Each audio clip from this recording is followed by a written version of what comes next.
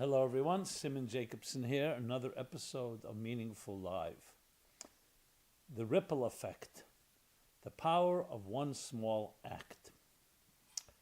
This program is dedicated in honor of Shari Daiuto.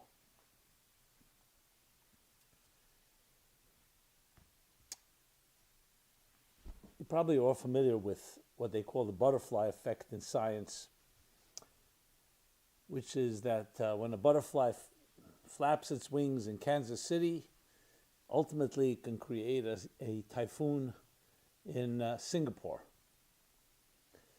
Basically, the concept, which once upon a time would have been considered miraculous or magical or fantasy, that a small little cause in one part of the earth could affect something millions of miles away. Why? Because the way time and space was understood in a very fragmented fashion. There was nothing that bridged one place to another unless if you traveled there. But with the advent and the developments of understanding the invisible forces beneath the surface, we came to realize that we can actually transcend time and space. Obviously, that does not mean we don't exist in time and space. It means that there are forces that travel extremely quickly. And more importantly, there's an integral and inherent unity that connects everything. So I don't know if you've ever studied this or seen the images that are beamed to us that literally take weeks to reach the Earth from satellites and spaceships that were sent out to outer space years ago. So not quite the speed of light, but nevertheless quite quickly. But it takes a long time for that to travel. And we know time, even light travels. When we say light years, for instance, and definitely sound travels at a slower rate. And yet, we've discovered the ability to be able to literally stream images, as you're seeing me right now, and hear sounds, because tapping in to these forces, the airwaves, the sound waves, that are invisible and not detectable to the naked senses, but are clearly there. And as such, we come to discover that there's a fundamental connectivity. So in a sense, if you would think of the universe, everything, like one large quilt, and if you rustle the quilt on one end, ultimately it's going to affect the quilt everywhere else. It may take a little time, but they're all connected. Now with string theory, in quantum mechanics, it's actually instantaneous, which is still not fully understandable, how atoms, subatomic particles, sense each other faster than the speed of light, which would indicate that they're actually part of one reality. So it's not a matter of traveling even quicker. Once it took us a longer time to travel, now we can travel quicker, but actually there's a certain sense, a certain integral connection that's there that is not bound by the limits and the parameters of time and space. But to break it down to simple language is this, and I'm going to quote Maimonides. Maimonides, who wrote this over 1,000 years ago, long before these technologies were even being imagined. And he writes that a human being should always look at the world as like balanced scales. Scale, two scales. They're equally balanced. Your merits and the opposite of merits, vices, and they're equal. And one act, one good deed, one good word, one good thought can tip the scale and bring personal, the way he puts it, and global redemption. Now, if you read it at the time, and you didn't have scientific background or a scientific case to be made, it sounds like a nice poetic thought. But if you think about it, it's based on this very principle, that every act we do affects not just our immediate surroundings, but the entire universe and all the cosmos. And this is a fundamental principle, especially in Kabbalistic and mystical thought. Because there, everything is turned around. The structure of time and space as we know it is what we call a created, a manufactured reality, not a natural reality. A natural reality, everything is seamless, what we call one seamless field of energy. To quote the words of the Isaac Luria, the great Kabbalist, 16th century Kabbalist, where he writes that before existence existed, everything was one seamless, unified reality and consciousness. And then what took place was what he calls tzimtzum, a concealment, a type of quantum leap, but a concealment of that consciousness, allowing space for another consciousness to emerge. And that's the beginning of existence as we know it. You can say the beginnings of time and space, at least conceptual time and space. So there is a concept, even though it's hard to wrap your head around it, of something that is outside of time. And therefore you can't say what was there because it's not bound by time. Like when you say, okay, what happened yesterday? And what happened before there was a yesterday? Before there was time in the first place? There was no before. So time and space itself is a particular, we'll call it echo chamber if you wish, of its own reality. And there are things that transcend time and space. Just as an example, when you love someone, truly love someone, time does not affect that. It can be years after they're not even here physically, but their love is still there.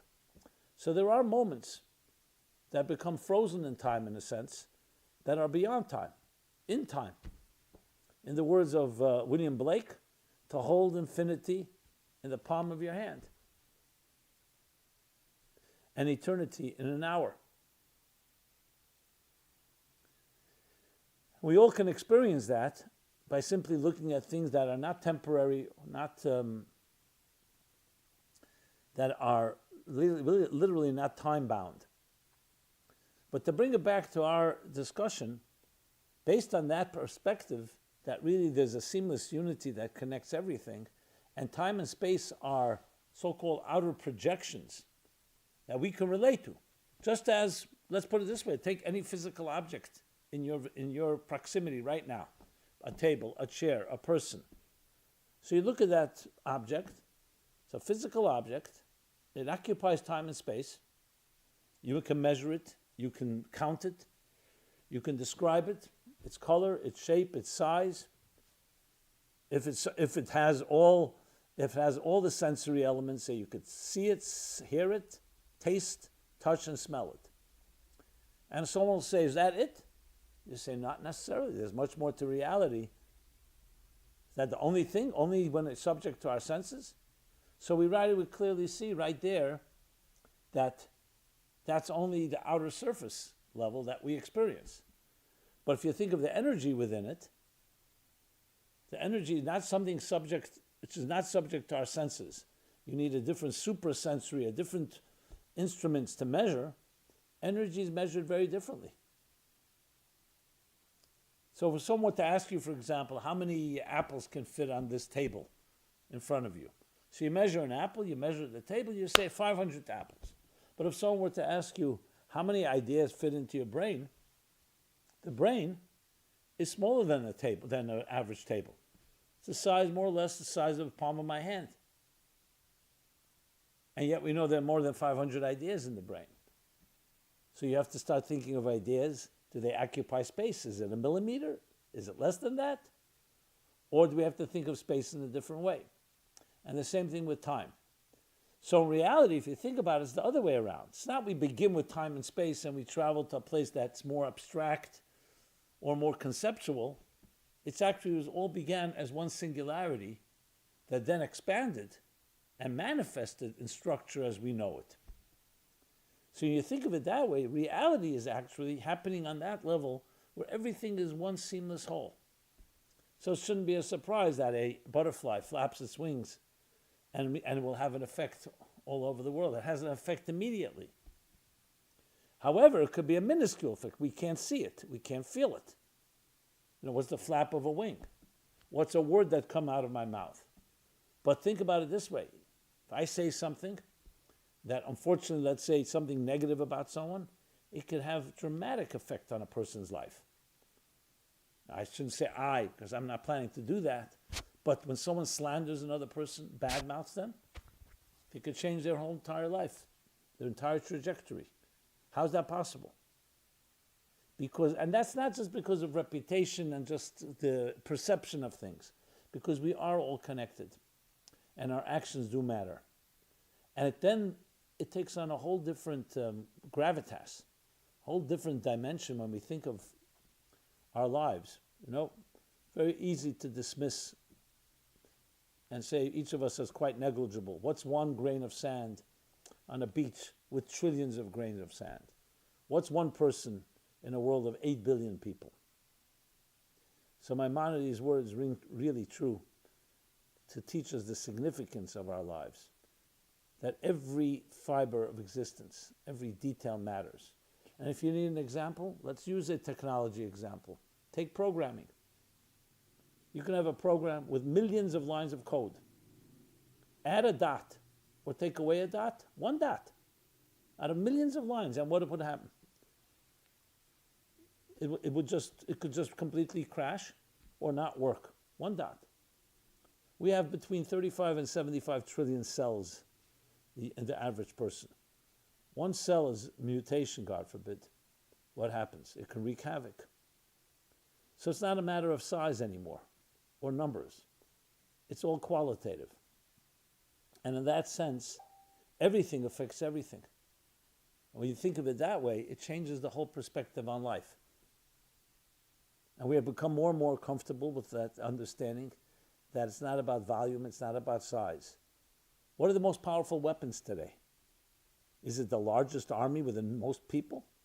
Is it the most powerful firepower in ammunition? No, it's things that are invisible forces.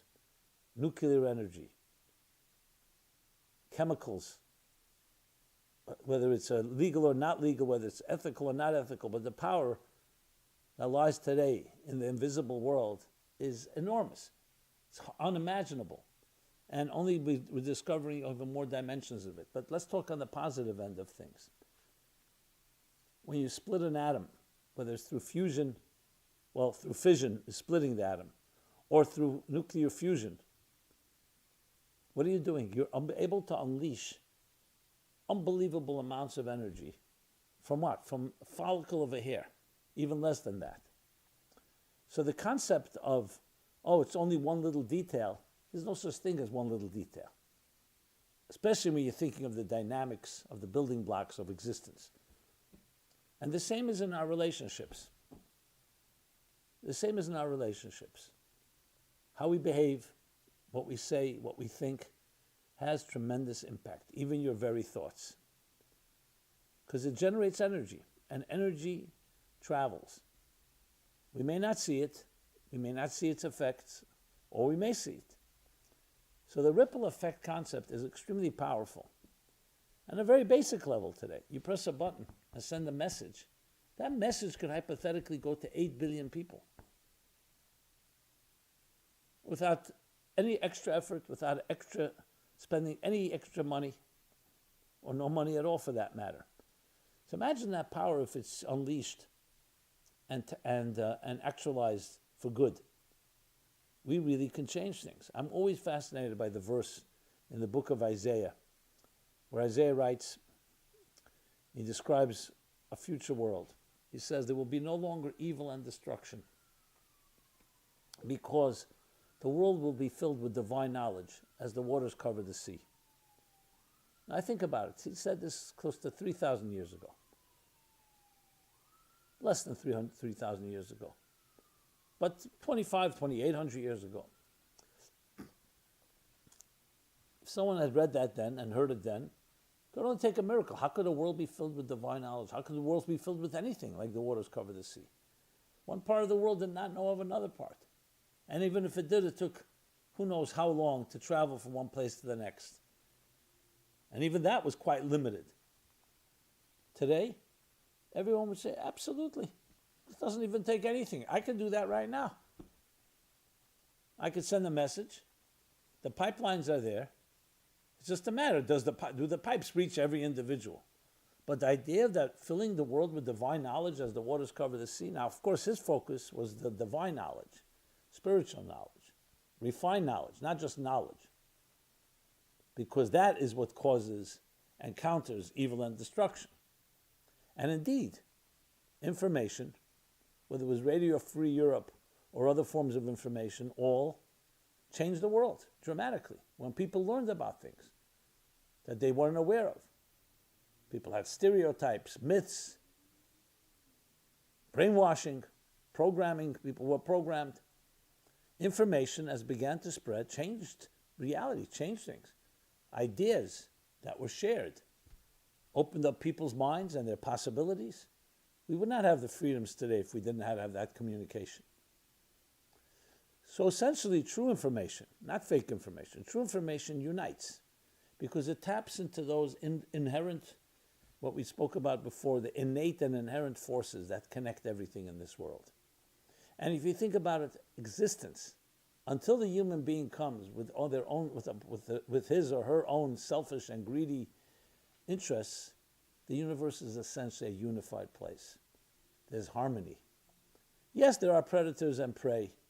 There are storms and there are other things. There are counterbalances. We call them market corrections. But the universe is a harmonious world. It's a human being that can upset that balance. Or we can enhance it. And that's by looking at our behavior and realizing that even one detail, one cell, I mentioned before, one dot, can change the course of your life and the life of the entire world around you. That also puts upon us tremendous responsibility, but it's also a gift. That none of us are just one small, negligible detail, arbitrary, meaningless, insignificant. That every decision you make matters, now and forever. Every deed you do has an effect now and forever. Of course, on a positive end, it means that even if you physically are not here, the actions that you took yesterday, the words that you said yesterday, the thoughts that you thought of yesterday, and I say yesterday means the day before as well, all have in some way impacted the balance of this universe. And when you take into account another bizarre conclusion, quantum mechanics, the power of the observer, that we're not just objective observers, but the observer affects that which you observe, that we affect the reality around us, then you realize how every little detail in your life absolutely creates a ripple effect. And of course, the conclusion of all that is the power of one good deed. Now, I've dedicated my life in every possible way, even before we had these technologies, to try to spread that message. Because it's really the essence of why we're here. We're here to make this world better than it was before we arrived. To take your corner of the world and make it more refined, more beautiful, more bright, more illuminated, more kinder, more compassionate, more noble environment. And especially with technology, you have a tools, instruments to do so in ways that are unprecedented. And this is exactly what I'm doing right now as I broadcast live, or whether it's recorded or archived. These are images, these are messages that will last forever. There's no reason they would not. And as a result of that, hopefully some of these words will affect someone. Words from the heart enter the heart, even if they're delivered through a machine. So, as we've discussed many times about AI and other technologies, junk in, junk out. It's what you put in there, that's what you will get in return. It's always that way. So if you put words of kindness and compassion and love and light, then it amplifies that. The opposite I'm not going to even mention. But that's our responsibility. And we have the tools. It doesn't take much. All you have to do is take a message. You don't even have to write an original message. Take something that has touched you and share it with your list. It doesn't have to be 8 billion people. Doesn't matter the numbers here, but it's all understanding the pay it forward concept that is increasingly becoming popular. Yes, that our actions have a ripple effect. It's a great word, ripple effect. It ripples. It ripples from one corner to the next, to the next, to the next. Or, as we can say, it ripples through the cosmos. So when you do something that unites you with another person, you bring love into the world, that ripples through all of existence and beyond by connecting things. Because, as I said, the observer affects that which is around us. So when you're connected, the things that you're watching, the things that you're measuring, the things that you're interacting with, sense that harmony as well. And there's so much more to be said, but we should all take it, let's take it, the takeaway message is how the power of one act, the power of one word, the power of one positive thought. So please join me in this effort, because that's how we change the world. At the end of the day, 8 billion people on this planet are 8 billion individuals like you and I. And if I can have an impact on you and you can have one on me, why can't we just multiply that by 10, by 100, by 1,000, by 1,000,000, by 1,000,000,000, by 1,000,000,000,000? And indeed, fill this world with divine knowledge as the waters cover the sea. A knowledge that will allow us all to recognize the value of each one of us and the value in everyone else around us, which inevitably shows you, just like the human organism, that we all need each other. That should naturally eliminate every form of war, every injustice, every form of hatred, of discrimination. I know I'm not being that, I know it sounds naive because self-interest is such a driving force in people's lives. But think about it, it's really the natural way it should be. The natural way of the world, the natural way of the human being, and the natural way and the healthiest way for all of us to recognize that we are part of that one larger cosmic symphony. Each of us playing our indispensable musical notes and recognizing both the value of what we have to contribute, but also the value that others and complement each other and create this tremendous synergy, more than the sum of the parts, of each act and each word and each thought rippling through existence, rippling through the universe, rippling through all the cosmos, and creating, yes, a new world consciousness, a new higher state of unity that we've never seen before. And technology is there for our taking to be able to use that to the fullest. This has been Simon Jacobson. I thank you so much for listening. If you like what you've heard, please share. Let's start the ripple effect. I'd love to hear your thoughts, your feedback, and comments. Please subscribe to these offerings, to our YouTube channel. And again, share, and share. Thank you again, and be well.